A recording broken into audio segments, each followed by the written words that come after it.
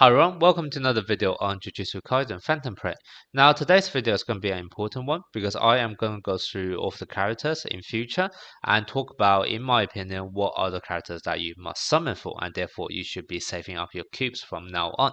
Now the definition of must is obviously going to be different depending on the type of players you are, whether you're a collector or whether you want to beat the content as soon as it's released, or whether you're a free-to-play player or whether you actually want to spend a lot of money in this game, etc.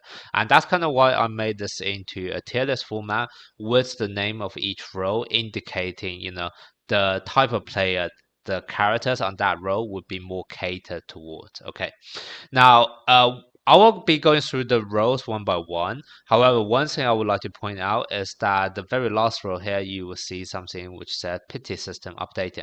And that is obviously because on the JP version, for those of you guys who don't know, there is going to be a change into the pity system. Now, it's still going to be 250 to guarantee a character. However, remember right now, when you summon, you get basically something called gacha points, which can only be used to exchange for characters at a huge rate of 250, which is basically the pity. And that's kind of why we say a pity is at 250, because if you actually make 250 summons, even though you may not get the character, you can exchange for them in the store. However, what's going to happen in the future on the Japanese server, and I'm sure we will do it eventually, just don't know when, is that there will be this gacha card system, which is basically saying that you can actually exchange 20 of your gacha points into another card, and then that card can then be used in a future banner so that you don't have to spend as much pity. So basically, I can show you guys, I have, for example, 20 gacha points right now. I can use that to exchange for 10 gacha cards, and that basically means, for example, right now I would end up with 100 gacha cards. And then in the future, when there's another banner, rather than needing all the way up to 250, for example, in order to actually buy this character, I now only need to use 150 because I already have 100 gacha cards that is already saved up. And that's kind of why it's going to be a lot more easier for you to get certain characters in the future. Now, you may be thinking, right, it's still going to cost 250 in total. You're just kind of able to carry that pity over.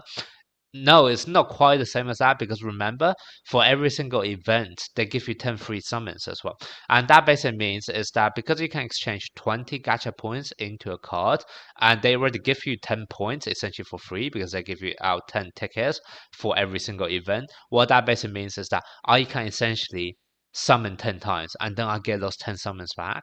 And it's actually going to be very, very easy for you to build up your gacha card as a result because every single time, basically, you just need 10 banners and then you can end up with 100 gacha cards. And it's going to be a lot more easier to actually hit the pity that way because you are essentially carrying over all of the free tickets they are going to give you from previous banner onto the one you actually want to summon for. And that's going to be a massive, massive update. And that's kind of why when I was making this tier list on which ones you must summon for, I noted the characters which would be the banners which were implemented after the pity system have been updated.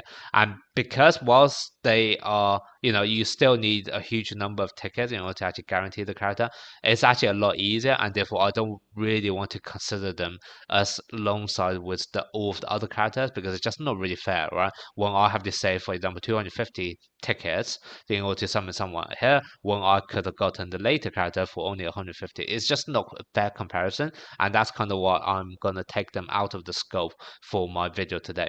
And bear in mind, I done this based on the timeline of when JP, the Japanese server, implemented the pity system. For the global, it could be earlier. So maybe it will be somewhere, I don't know, a bit earlier. And also, there's no guarantee global will release character in the same order either. So you do have to bear that in mind. Okay, I think that's enough context. Let's go straight into the tier list now. Okay, so starting off, we have two characters at the top who, in my opinion, are the must-have, and they're both limited characters, which is kind of one major reason of why you must summon for them when they're actually out, and that's going to be Yuta and also this yellow Gojo. Yuta is one of the best red DPS on par with Toji, but Toji is another 6 months away. Whereas Yuta you have it now, so make sure you guarantee Yuta. If you have to reroll for Yuta, okay, that should be 100%. Otherwise, you're gonna have a very, very painful time without a solid DPS for the next 6 months. And then we have Yellow Gojo. This is a Gojo without turn restriction, all right? He doesn't have to leave the field after 7 turns. That immediately already tell you why he's like pretty much the strongest character in the game. And this is a character which is gonna be there for the half year anniversary, the 6 months anniversary.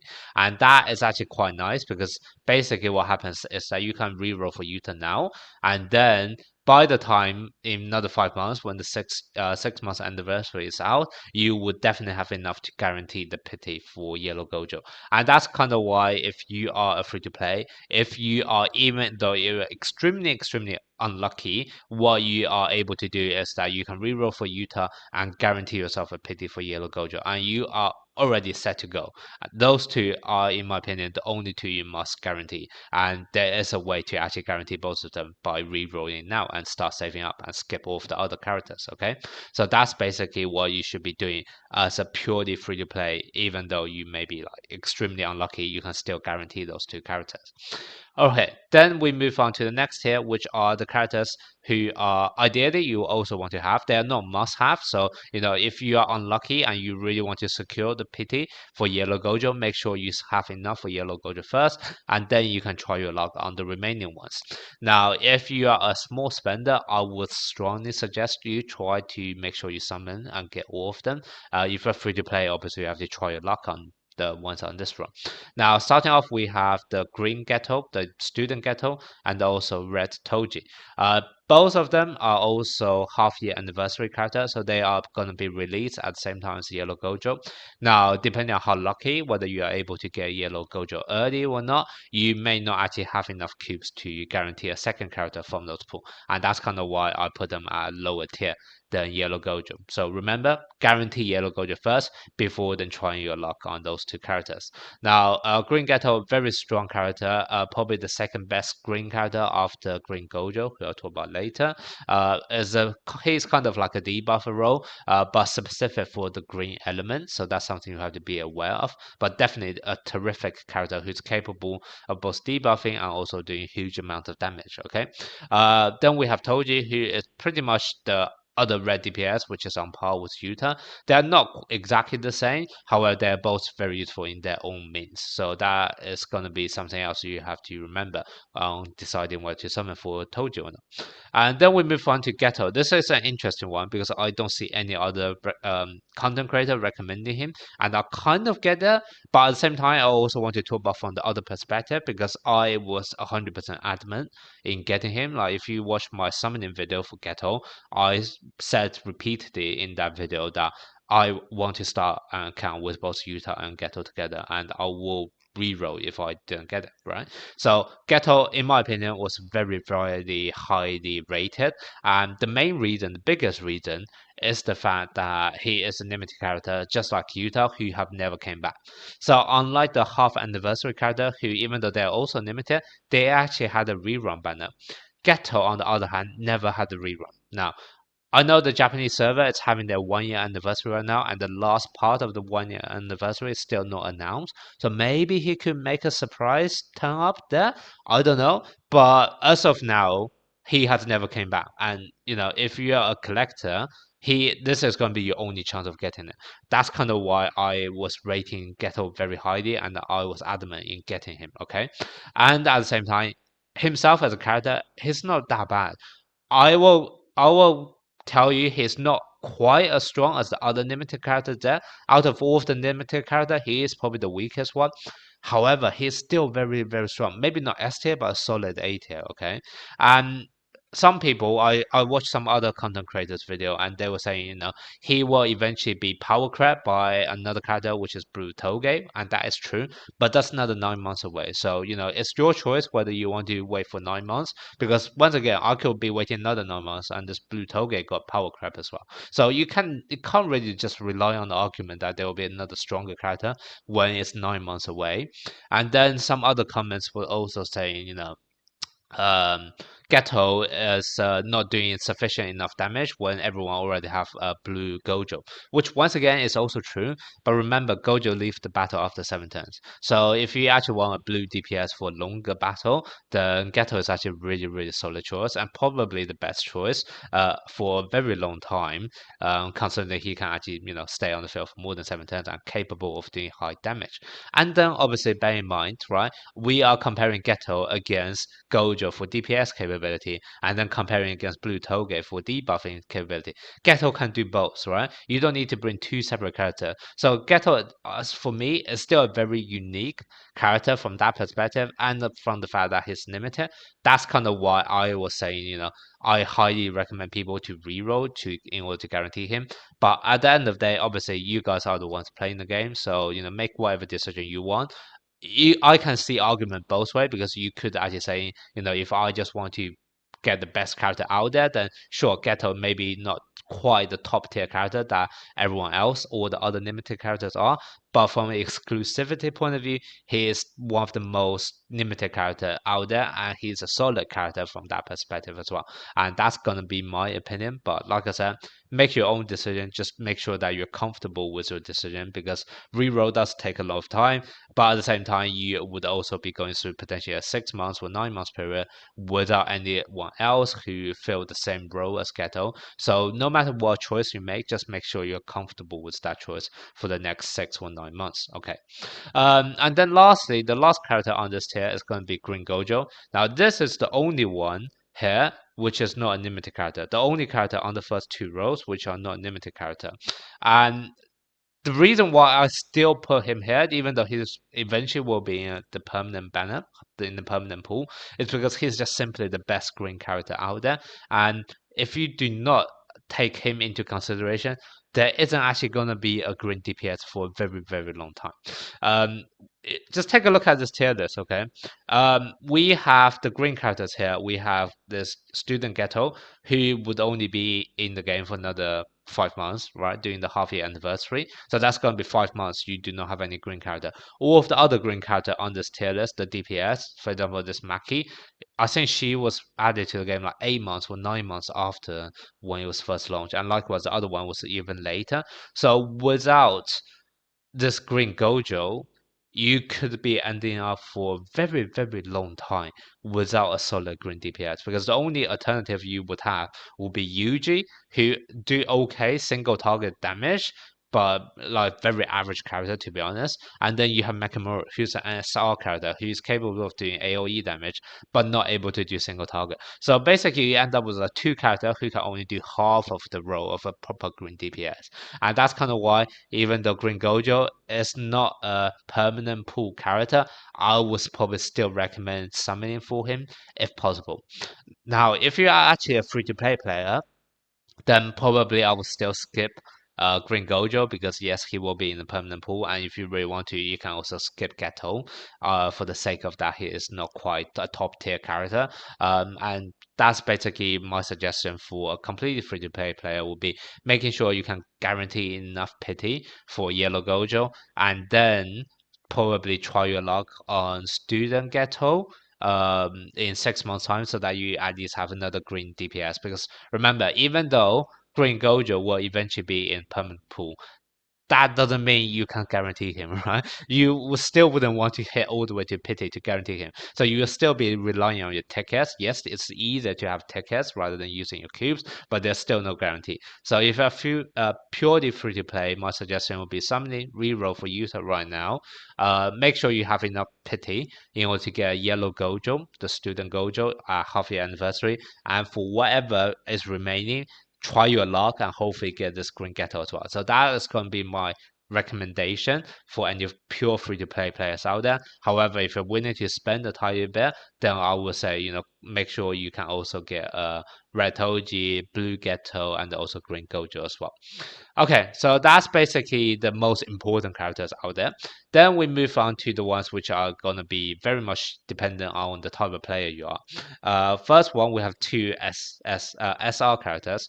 Now, they are obviously not very strong. They're SR characters. However, just like Yuta and Geto, they have never ever returned. So if you're actually a collector, this may be your only chance of getting those two SR characters as well. So take that however you want. If you are actually reasonable, well, not reasonable, that's not the right word, but if you don't really care about collection purposes, you are not afraid of FOMO, etc., then definitely skip them because they're only SR character. They're just not simply strong enough at all. Okay, I mean, Blue Toge have utility wise, but they're not going to stand up to your SSRs out there, and you probably wouldn't be using them for 99.99% of the game time. So you can skip them completely if you're not a collector.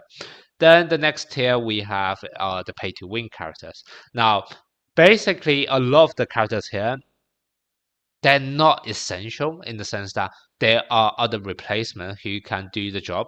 Maybe not as well, but they can do the job. However, when you get into certain content in the end game, you are normally encouraged to play mono teams, and then therefore, for example, this Momo being the only blue buffer out there, now suddenly you see a lot more value because normally, yes, I can probably still play my SR version of Yaga and Nanami, etc. However, when you want to play a mono blue team, all of a sudden you kind of want to play this Momo instead. And also, it will obviously also help you in certain score challenges, etc. when you try to hit that top tier damage output. And obviously, the mono teams where the boss is weaker against would normally do better there as well. So that's kind of why I feel like they are not going to be essential if you just want to clear content. However, if you want to really go for that extra bit of damage or just beat the stages a tiny bit easier because you are able to play like a monocolor team, then those are the characters that would be able to essentially upgrade your team by that tiny last bit. And that's kind of why I feel like they are more of like a pay to win category because you can definitely beat the game without them, but it would make your damage a bit higher and make your game time a bit easier. And that's why you are paying to win those contents. Okay, so you can also see that mostly going to be from the buffer with the debuffer situation because all of the DPS they are actually going to be limited character, which you have been prioritizing to secure them first. Okay, so what are those pay to win characters? You basically have Blue Momo, who's a buffer. You have this Yellow Yaga, who just like the SR version of Yaga, is a great buffer. You have Incomplete Domain Megumi, a great debuffer. You have the next two are a bit funny. They are basically, I would want to say they are kind of in the same classification as Ghetto and also Incomplete Domain Megumi in the sense that they're able to buff or debuff for your whole team. But at the same time, they can also do decent amount of damage, and that's going to be Red Yuji and also Red Nobara.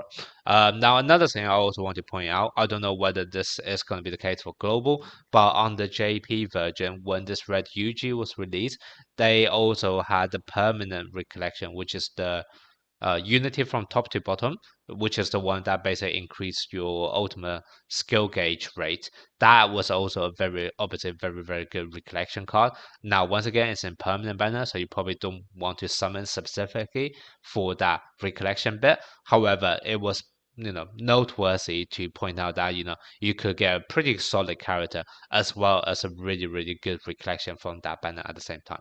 So that could be another consideration if you're a pay to win character, pay to win player. Red Nobara does very similar thing with Red Yuji. You're able to, I think, do debuff and then obviously do decent damage herself as well. I remember her debuff was an AoE debuff as well, so that's why it's also very very nice. And then the last one, this one is it's interesting because this one is not actually buffer with debuffer, but this yellow Nanami have the ability to always hit the weakness of the enemy. So basically, even though you can see he's yellow, he can actually be played against any enemy because if he is up against an enemy which is weak against green type of damage, his attack is essentially going to do just as well as a green type DPS. And that's kind of why I also put him in a pay to win category because theoretically you don't need him. You could just play the DPS of the right color. However, if you want someone who is very versatile and can be used against every single type of color weakness, then this yellow Nanami is absolutely terrific from that perspective. There's also the green Mahito, who's able to have the same game mechanic as well, and that one you can actually exchange for free. So that's kind of why I feel this is more like a pay to win character from that perspective. And then outside of this, which I feel like could actually improve your team by quite a bit, All of the other character I feel like it's just an easy skip because they are normally either like more of a DPS perspective where you can actually get better character who do just as well, or they will be like tanks, and we all know you probably don't need a tank in this game.